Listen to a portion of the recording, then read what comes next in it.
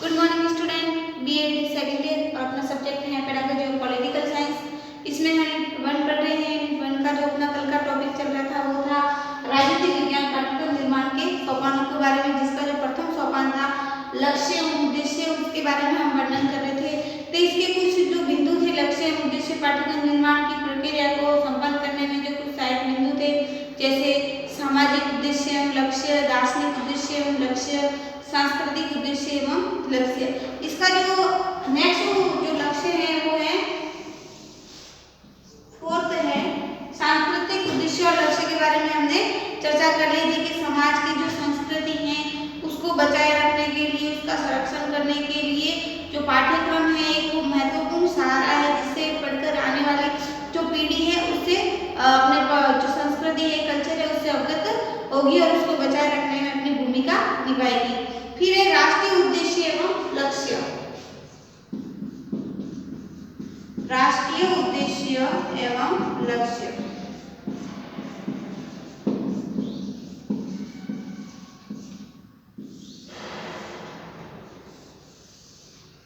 राष्ट्र के प्रति बालक किस प्रकार से समर्पित हो, राष्ट्र की जो आकांक्षा है उस आकांक्षा पर बालक किस प्रकार से खरा उतरे। तो प्रत्येक राष्ट्र होगा वो अपने जो नागरिक होते हैं उस नागरिक से कुछ न कुछ आकांक्षाएं रखता है कि इस हेतु नागरिक अपने राष्ट्र के प्रति समर्पित रहे, राष्ट्र के प्रति उनमें राष्ट्र प्रेम की भावना जागृत हो, राष्ट्र के प्रति जो सही कार्य हो ऐसे कार्य करे, कोई राष्ट्र के अहित में कोई कार्य नहीं करे।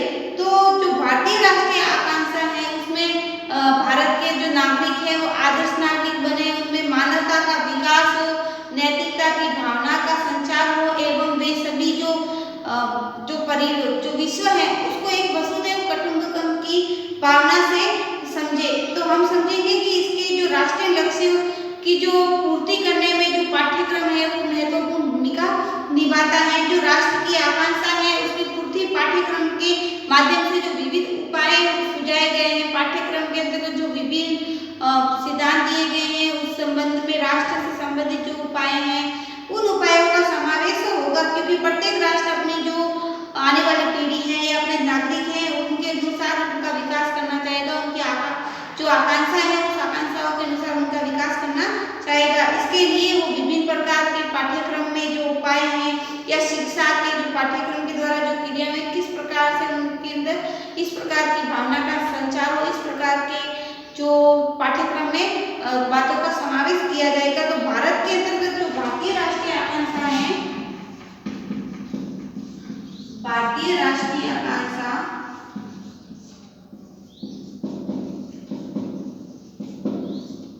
कि व्यक्तियों में आदर्शवाद का निर्माण हो, कि उसके जो व्यक्ति हैं वो आदर्श बने, सभी के साथ समानता का व्यवहार करे, किसी भी प्रकार का उनमें जाति भेद लिंग किसी भी प्रकार से भाषा का जो अलगता है वो नहीं होनी चाहिए, बल्कि उनमें अनेकता में भी जो एकता है वो विद्यमान होनी चाहिए।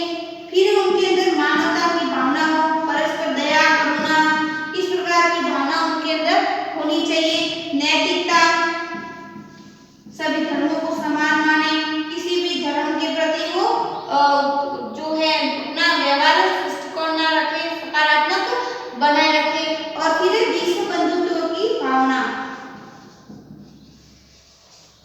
बंधुत्व की भावना का विकास, विश्व बंधुत्व की जो भावना है उस भावना का विकास हो।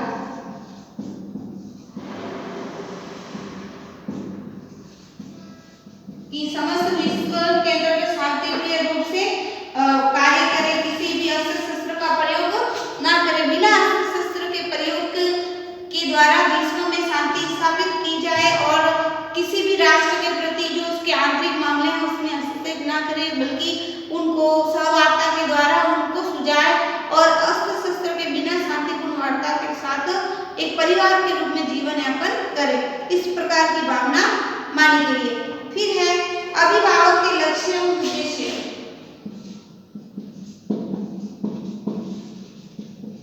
अभिभावक के लक्ष्य एवं उद्देश्य।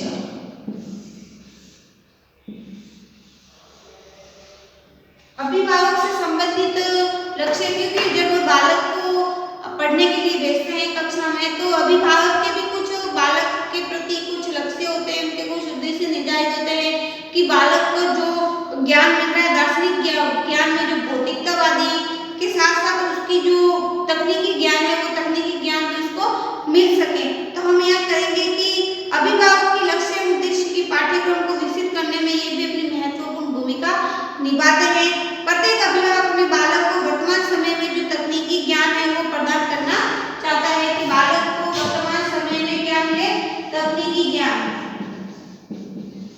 जैसे वर्तमान में कोविड-19 चल रहा है, उसमें हम बालकों को विद्यालय में नहीं बुला रहे हैं। विद्यालय के अंतर्गत जो क्रियाकलाप हो रहे हैं वो सभी बंद है, लेकिन उनकी जो पढ़ाई का जो संचार करने के लिए, पढ़ाई से संबंधित जो गतिविधियां उसको सुचारू रूप से संचालित करने के लिए हमने जो वर्तमान में जो इलेक्ट्रॉनिक शिक्षा के उपकरण हैं उनका सहारा लेते हैं, जैसे मोबाइल, कंप्यूटर जो भी हैं उनके द्वारा बालकों को घर बैठे हम शिक्षा प्रदान कर रहे हैं। तो ये सभी तभी सक्षम रूप से चल रहे हैं जब तकनीकी शिक्षा का ज्ञान उनको मिले। यदि उनको तकनीकी शिक्षा के पाठ्यक्रम में नहीं होगी तो बालक इससे अवगत नहीं होंगे और बालक इससे पिछड़े हुए रहेंगे। तो पाठ्यक्रम में जो तकनीकी ज्ञान है, तकनीकी शिक्षा है, उसका प्रचार या उसका समावेश बहुत ही महत्वपूर्ण माना जाता है, क्योंकि वर्तमान में जो ज्ञान है वो सिर्फ भौतिकता के साथ साथ तकनीकी ज्ञान भी बालक को होना चाहिए ताकि हर क्षेत्र में वो अपना विकास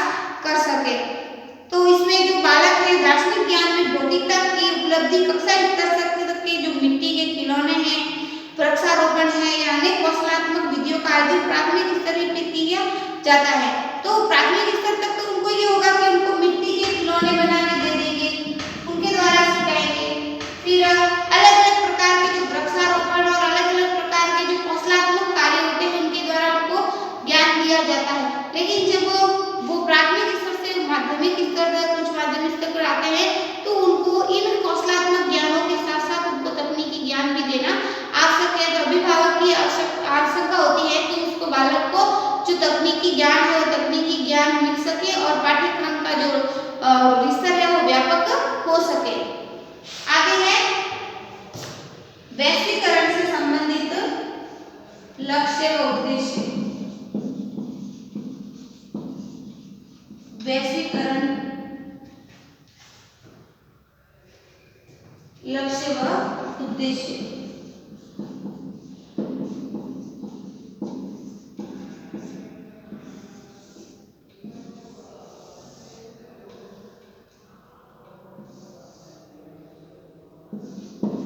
वैश्वीकरण लक्ष्य व उद्देश्य।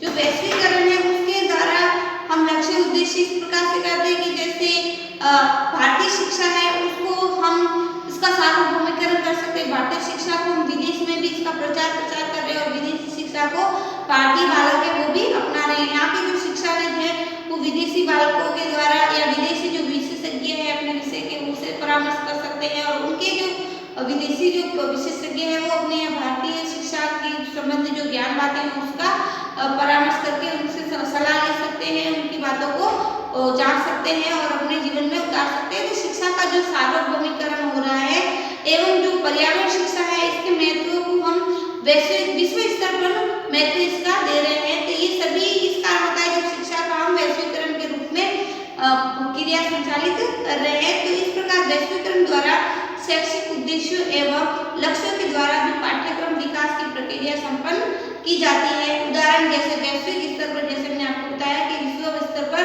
शिक्षा का जो सार्वभौमिकरण एवं जो पर्यावरण शिक्षा को विश्व स्तर पर महत्व प्रदान किया जा रहा है। पर्यावरण को बचाने के लिए विश्व स्तर पर जो विभिन्न प्रकार के कार्यक्रम आयोजित हो रहे हैं या जो अलग अलग प्रकार की जो गतिविधियां होती हैं उन गतिविधियों को हम भी अपना रहे हैं और दूसरे देशों के लोग भी अपना रहे हैं। इस प्रकार उनका जो ये इस प्रकार की जो समस्या है विश्व स्तर पर आजकल काफी महत्वता में लिए हुए हैं। सभी इसके लिए एकजुट होकर जागरूक होकर इसके लिए कार्य कर रहे हैं। इसके परिणाम स्वरूप भारतीय पाठ्यक्रम में प्राथमिक स्तर से ही बालकों को परिवेश की स्वच्छता, जो अपने परिवेश की स्वच्छता है और उनके जो महत्व है उस महत्व को ज्ञान को प्रदान किया जाता है। इसके व्यवहार स्वरूप प्रदर्शन के लिए विद्यालय परिवेश की सफाई, छात्रों से कराई भी जाती है। विद्यालय के अंतर्गत जो SCPW द्वारा जो क्रियात्मक कार्य आयोजित होते हैं उसके बारे में भी बालकों को समय समय पर अवगत कराया जाता है। आज की जो ऑनलाइन क्लास है उसमें हम इतने पढ़ेंगे कि इसके जो पार्ट 2 है लक्ष्य उद्देश्य, जिसमें हमने आपके राष्ट्रीय उद्देश्य, अभिभावक के लक्ष्य उद्देश्य और वैश्वीकरण लक्ष्य उद्देश्य के बारे में चर्चा की। कल इसका जो दूसरा टॉपिक है, जैसे इसमें मैंने आपको बताया था राजनीति विज्ञान के अंतर्गत पाठ्यक्रम निर्माण के 5 प्रकार के सवालों के बारे में। जैसे पहला था लक्ष्य एवं उद्देश्य, दूसरा है अधिगम अनुभवों का चयन, तीसरा है विषय वस्तु का चयन, फिर है विषय वस्तु और अधिगम अनुभव का चयन व अनुवरण, और अंत में होगा तो मूल्यांकन।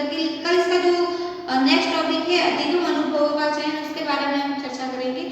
आज के लिए इतना ही। यहाँ से सुनने के लिए आप सभी का धन्यवाद। Thank you.